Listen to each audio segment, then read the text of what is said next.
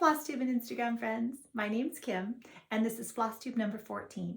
If you'd like to follow me on Instagram, I'm kgoldman63 on Instagram. So welcome or welcome back. I have a fair bit to share with you again today. I have some finishes, starts, progress, more SALs, lots of good stitchy chit chat. So let's go ahead and get started. First of all, I want to say hi to a couple of friends on Instagram. So this is my friend Charlie. Hi, Charlie. Charlie and I have stitched a number of things in common, including a Pink Sparrow sampler and there's a Hudson. Charlie lives in Spain and she's a knit designer, a knitter, as well as a cross stitcher. So if you're on Instagram, I hope that you'll go over and check out her posts because she has beautiful stitching and lots to share. Then I want to say hi to my friend Deborah. Hi Deborah, Canopy Stitches, also on Instagram. As I was scrolling through Instagram recently, I came across this wonderful post by Deborah, her most recent one. She did give me permission to share. So she did a miniature version of the Anniversaries of the Heart, where she took just 3 and stitched them all together. And so if you're overwhelmed by maybe not wanting to stitch all 12, I think this is a wonderful example of still being able to enjoy the charts in just a modified version. So thank you so much again, Deborah, for letting me share. Okay, then a new floss tuber, Natalie. Hi, Natalie. Home Sweet Home Handmade. Natalie lives in England. She likes to stitch bees and sheep. She's a very giving stitcher, and you'll see that she does a lot of stitching for others. So she gifts a lot of her stitching. And she has a beautiful cat, Betsy Cat. So hi to Betsy Cat. Please go over and say hi to Natalie. Then Susan Stanley, A Stitch in Time. Hi, Susan. Susan is also a quilter, and she likes to collect antique samplers. And she also has very interesting segments where she shares a history of needlework. So I know that you will enjoy all that Susan has to share with us.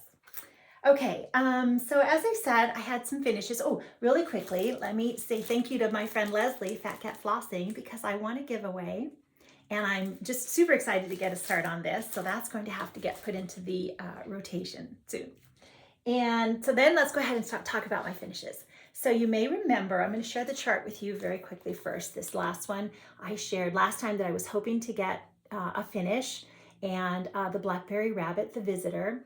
You'll see Amy Loves Toads. Hi, Amy is stitching this currently, and she kept inspiring me, and I think that now it's my turn to hopefully inspire her to get a finish soon so she can enjoy it on her wall. I'm so excited.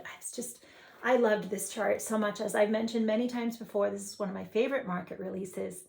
I stitched this on 40 count vintage Meadow Rue, 1 strand of floss over 2 linen threads, with almost all of the called for overdyes and DMCs. I did substitute, there was an overdyed for the light blue in the bird, and I just used the DMC conversion.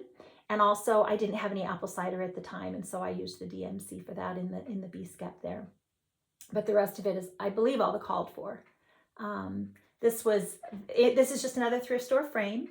And I think it looks lovely in this frame. I love that the white picks up the white of the bees, but I also think it would look really nice in that gold frame right there that Martha Scott is in. If you remember in some of the beginning, my first floss tubes, I was sitting on the other side of this room, and that's where this will hang with this white frame. It's more white and pink and those types of things. So I'm excited to put this over there, and that's why I think it'll stay in the white frame. It was also really fun.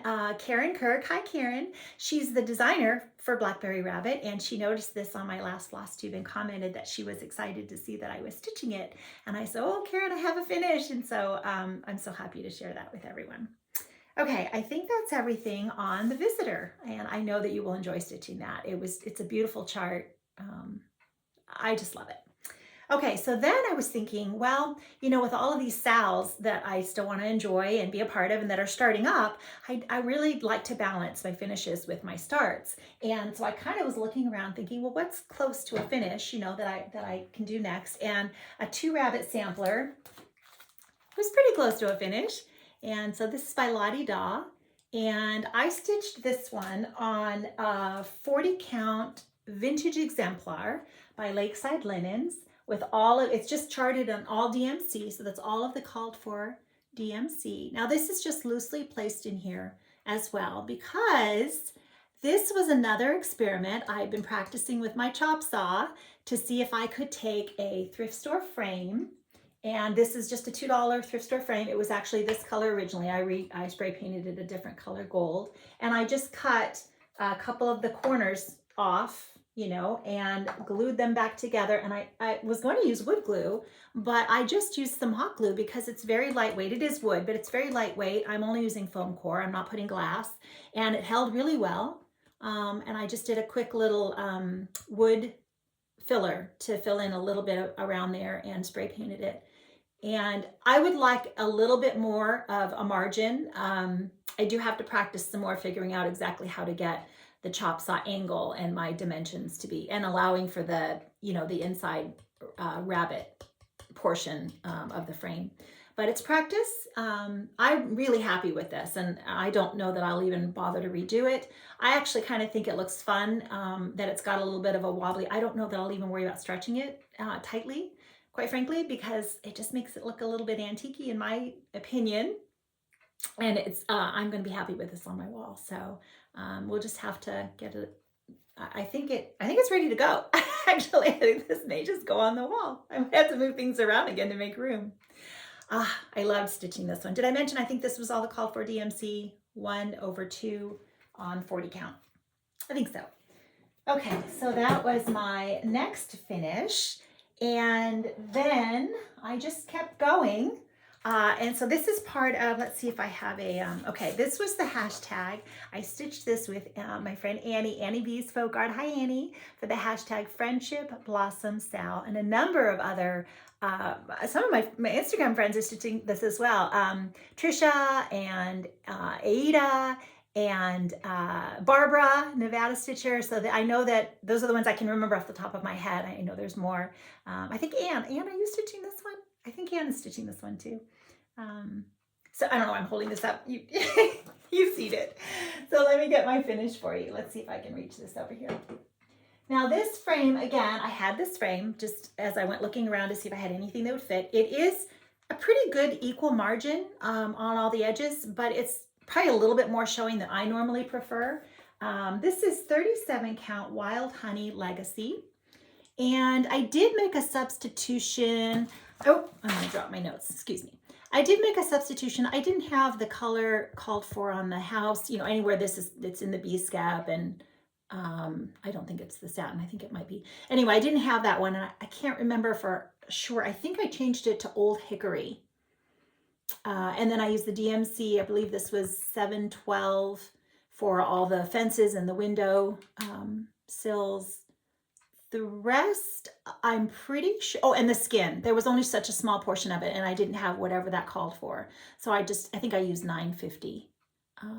So there, and I think everything else is the called for. Fancy flosses. I did do the satin stitch, and I did have another friend ask me how I did the satin stitch, and I prefer, okay, so I've done satin stitches both ways. And I find, for me, I think it works a little bit better when I'd like to do a loopy method. So I will, like, say, come up the bottom and go down the top, and then loop around the back, come back up the bottom, down the top. It uses more floss, but I like the way my threads lie that way versus, say, come up the bottom, go down the top, go over, up the top, down to the bottom, go over, up. And you can do it that way as well. I actually don't know that there's a, you know, I don't know which one is the right or the wrong way, so to speak. But that just, I end up liking the way my threads lie when I do it like that. So that was my 12th finish, Mary. That's my 12th finish for the year 2021. And I'm really happy to have that one finished as well. So both of the white frame, they'll go on the other side of the wall, and hopefully maybe I'll film from that side of the room next time. And I did do a little bit more. I did a lot of reframing. You might remember, if you look at a prior Flosstube, Walter here and Thomas has gotten a new frame, because I don't know that I'm going to be successful because I got, look at me shrinking down, like if I shrink down, you can see it better. I don't think you're gonna be able to see. I had originally thought that the frame I had for the 2-rabbit sampler was going to be a good fit. And I realized when I was looking that it was a perfect fit for my Mary Clayton, who's hanging up above a Welcome Quaker. And so I ended up using it for her, and so I reframed her, and then I found a new frame for Anna Thies. So I took her frame and it got put on. Well, I did a lot of rearranging, and which is why, like I've said before, I don't always put my things in permanently, because part of the fun, I think for me, is finding the thrift store frames, or maybe, you know, getting better with my chop saw and altering them, reframing things as I find frames that maybe might be, you know, a better fit. It's just part of the fun for me and part of the craft, for the hobby. So you'll see me doing that frequently. I don't think that's going to change. Okay, let's see what else we've got. So pardon me really quickly while I see what I dropped down here and see get myself situated again. All right, so let's move on to some of the things I started stitching. This one's on top, so we're going to go ahead and do this one next. So this is part of the hashtag Jessie Watson Autism SAL that my friend Barbara, Raspberry Stitcher, has asked for us to join in on. She did a short video explaining the SAL and said it all perfectly. So this is, it's not a color copy, obviously, Jessie Watson. A number of people were already stitching this, and then several joined in to support autism acceptance. And I couldn't resist. I just thought, you know, it was a wonderful way for me to show my support as well. I wasn't originally going to stitch it only because I just didn't have the chart. And I actually had a little bit of I had a bit of a struggle downloading the chart, and Nicola Parkman at Hands Across the Sea Samplers was very kind to help me out and figure out how to get it downloaded so that I could start this with everybody else. We did do a little FaceTime or Facebook group meetup that Barbara invited people to, and I met some lovely women, and we all started this together. I believe that was April 1st that we started.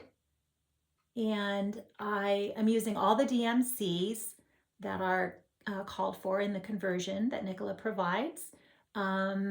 This is obviously very tight on my margins. It was a very small piece of 40 count vintage straw flower by Lakeside Linens. And so that's one strand of floss over 2 linen threads. And I'm enjoying stitching on that. Okay, so that's Jessie Watson. Let's do next, because she's right on top, we'll do Viola. So this is Mademoiselle Viola Martini by GGR. And I did a lot of the band stitching while I was on some more Zoom meetups. Again, so much fun. You know, I've never been to a retreat, and I have really come to enjoy these little Zoom meetups, kind of like a little mini retreat. So I'm having fun doing all of those. So let me share how far I got. Now I'm actually kind of at a standstill with Miss Viola because I don't have enough. I don't have any more of the, I think it's cranberry, gas cranberry that is called for. And hopefully there won't be any dye lot issues. I don't even know when I've ordered some things to come, and I don't know when it's scheduled to get here, but that's how far I've gotten on Viola. This is on beige, Weeks Dye Works beige with the Zweigart base, 36 count. Still just the one strand over 2 linen threads. That's what I prefer to stitch with, is one strand. And it's coming along nicely. I think that's everything Viola. Viola was one that I was inspired by Laura the Cereal Starter and Michelle the Striped Rose. I don't know that I know Michelle has finished it. I'm not sure if Laura's finished it or not, but I'm really enjoying that one. And okay, so now recently, I don't have this to show. It's coming. When it comes out, obviously I'll show when it comes. But someone showed recently Mary Hunter, another GGR chart, and I fell in love, and I had to have it. It's pinks, and I just so my friend Carol, hi Carol. Hold on, Rosebud Stitcher Carol. I think we're going to start another SAL when we get our charts and everything. And I'll show you, and I'll share all about that, and we'll pick a hashtag, and hopefully you guys will all join along. Okay, so let's get back to where I was at now. And this is the next one I'm going to share. So this is going to be with hashtag Pocketful of Posies with my friend Nicola, Bumble Stitches. Hi, Nicola.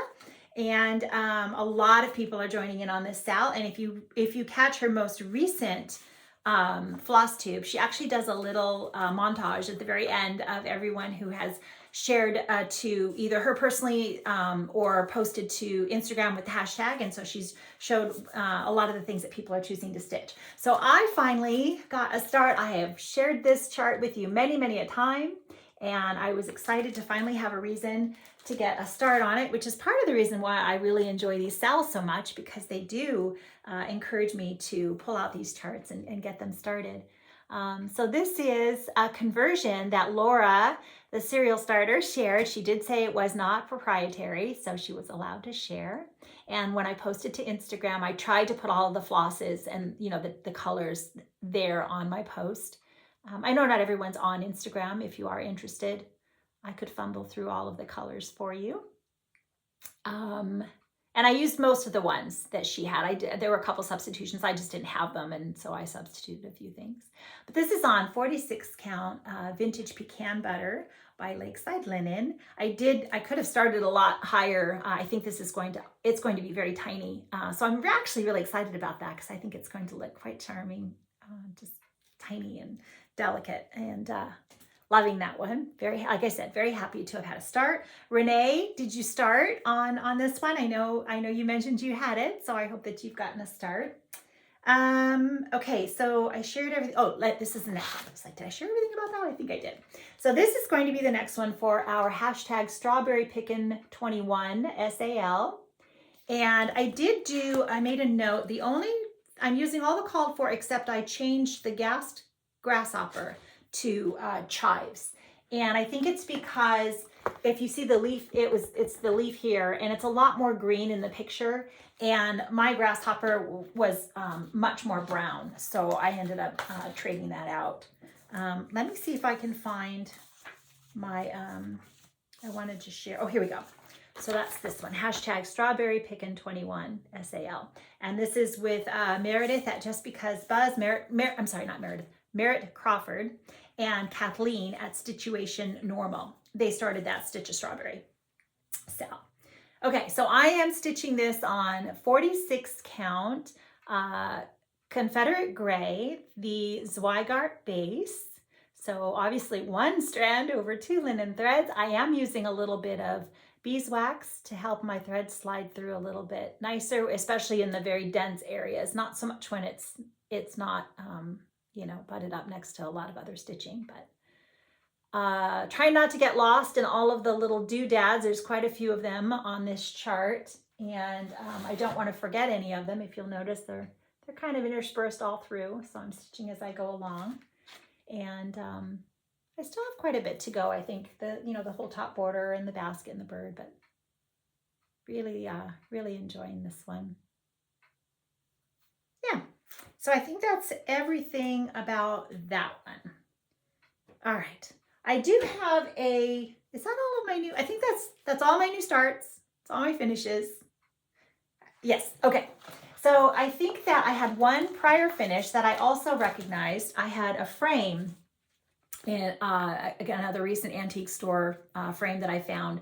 And I was super happy to see, I'm going to show this one. This is the book it came from, And Blossoms as the Rose. I stitched this a couple of years ago now, and it has just never had a frame that I've been happy with because it ends up being a bit of an odd size. And so here's the piece I stitched. I did alter it a little bit on the border. I think I moved some things around, as I do. But let me share with you the frame that I found, that when I was measuring, it was like, oh my gosh, I think that fits perfectly. Yeah, I think I moved the flower over a little bit so that it didn't stick out on the side here. But sorry, you can tell I had quite a bit of extra fabric that I'm always hesitant to cut off. That's why you always see things in the back. Sometimes I leave the batting on until I'm absolutely ready. I cut it off. I sew batting on with a zigzag stitch.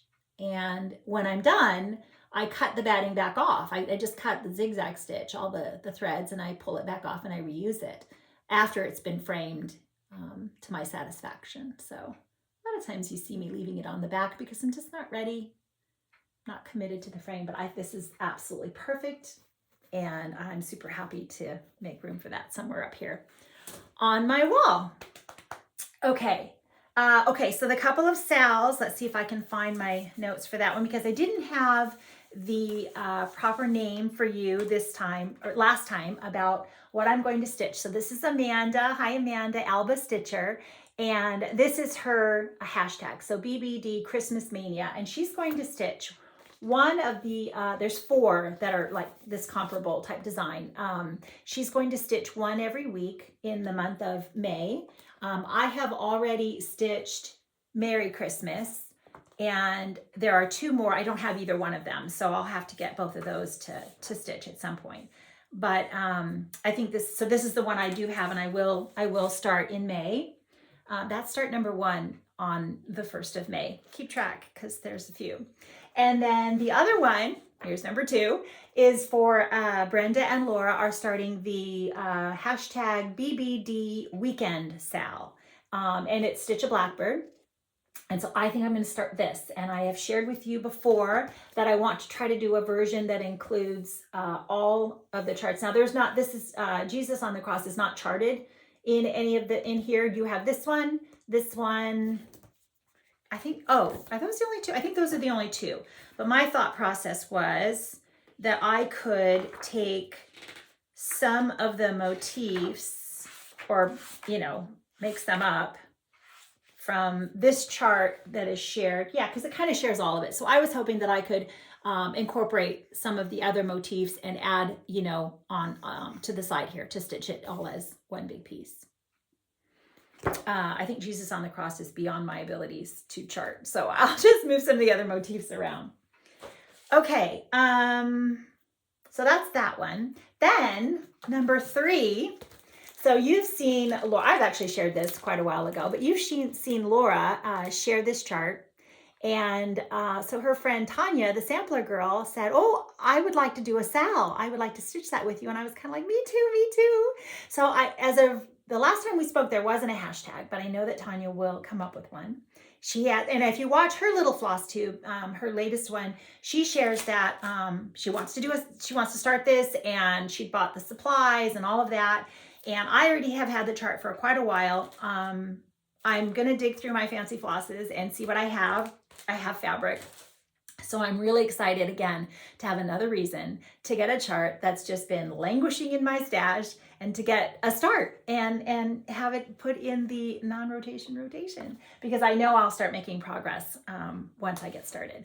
As I have shared, I do not particularly like kitting up, but my friend Aletha Tingy, I don't know if that's how it's pronounced, I'm sorry Aletha, but she offered, if she lived closer, she said, "I'd come and kit all your things up." I love it. I love doing that. So I really wish you did live closer, Aletha, because I would totally let you. Okay, let's see what else I've got on my notes. Anything else fun? I think that's about all of that. All of the new fun thing. Oh, one more thing I forgot to share. Oh, how could I forget? So my friend Deborah, who is a paper crafter, and I've told you before, she always sends me beautiful cards. She made me another card and sent this to me for Easter, spring. I love it. And I had to laugh because I said, "Oh, I love it. Thank you so much." And she said, well, it was the only one I made. She wasn't feeling very well, and she said, "It was the only one I made." And I said, "Oh gosh, I really do feel special. So thank you so much." Okay, let me check my notes again very quickly and make sure. Gosh, I'm thinking that's everything that I can see so far. I've shared all my finishes and some plans. Oh, so on May 1st, I have these 3 things are all they're scheduled to start. I'm going to stop doing the air quotes. They're all scheduled to start on May 1st. But of course, that doesn't mean that's, when you have to start. If I have the opportunity, maybe I'll start a little early. I am going to have my friend come visit. I haven't seen her in almost a couple of years now, and she's going to be here right at that same time. So I will be enjoying my visit with her. And so I'll either start before or, just a couple of days late. It'll be fine, plenty of time. But I'm very excited to have all of those. And to continue on, Rachel Long has really been calling to me, and I would really love to make some more progress on her, as well as Jane Southward. Both of those need some more attention. I actually should probably do just maybe a count again on where I'm at with my whips. Maybe we'll do a refresh. Would you be interested? Maybe I should do a refresh on what I actually have actively going in my whip pile right now. Because I have had quite a few finishes from when I shared on the beginning of the year and where I was starting from. So we'll see. Anyway, I think that's all the stitching that I have to share with you today. I hope to see you again in a couple of weeks. This was almost 3 weeks, so I don't ever really know, but maybe at least a couple of weeks. I hope that I'm going to share some scripture as always, and I hope you'll stay. But if you're just here for the stitching, that's all the stitching. And I look forward to seeing you next time. So take care. Okay, so for those of you who are staying with me, we're going to continue a little bit from our discussion last time, where it was Holy Week, and I was sharing about the crucifixion, the death, and the resurrection of Jesus Christ. As I was doing my study, I recognized it was very important to recognize that the death and resurrection of Christ are of equal importance. And something I read stuck out to me in the way that it said they are really inseparable and like the warp and weft of cloth. And, as a stitcher, that really spoke to me. So we have Christ died for us, and 3 days later he rose again. And a couple of scriptures I want to share with you. 1 Peter 3:18. For Christ also suffered once for sins, the just for the unjust, that he might bring us to God, being put to death in the flesh, but made alive by the Spirit. And then Romans 4:25. Who was delivered up because of our offenses and was raised because of our justification. So I liked the reminder here that Jesus has conquered death. And we have 1 Corinthians 15:55. O death, where is your sting? O Hades, where is your victory? As I said, Jesus has conquered death. And I love John 11:25, where this is the where he's speaking to Martha when we're talking the story about Lazarus, right? And so Jesus said to her, Martha, I am the resurrection and the life. He who believes in me, though he may die, he shall live. And then this last scripture that I want to share is the reminder that Jesus is our living hope. So we have this in 1 Peter 1:3. Blessed be the God and Father of our Lord Jesus Christ, who according to his abundant mercy has begotten us again to a living hope through the resurrection of Jesus Christ from the dead. And it continues on, to an inheritance incorruptible and undefiled, and that does not fade away. I know that many of you Bible scholars recognize that there are a number of scriptures that talk about the sacrificial death of Christ on the cross and his resurrection. We also have his ascension back into heaven, where he sits at the right hand of God the Father and intercedes for us. I always hope that what I share with you is just an encouragement for you to do a far more in-depth Bible study. I know that that's what it does for me, the time that I spend preparing to share even just a little bit with you. I have also been able to give you this reference prior, the gotquestions.org, but I have discovered just recently that they now have a brand new podcast, and just this morning, episode 1 went up, and it talks about the resurrection of Jesus Christ. So that's on YouTube, or I guess that's where I went and subscribed to it. So I hope that you'll be able to go over there and check out that podcast. As always, I just say thank you so much for staying and sharing this time with me, and I really look forward to seeing you again very soon. Take care.